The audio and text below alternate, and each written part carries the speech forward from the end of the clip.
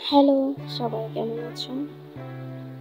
রোজার দিনে ভিডিও বানাতে কষ্ট হয়।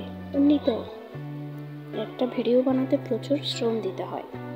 যাই হোক, আজকে আমি তোমাদের জন্য ডিম ভাজা রেসিপি বানাবো।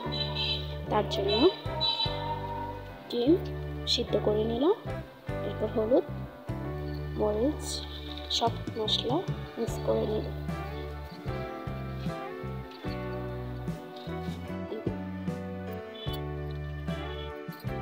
তারপর জিরের গুঁড়ো দিয়ে দিব, তারপর সিদ্ধ করা ডিম ভেজে নেব তেলের মধ্যে।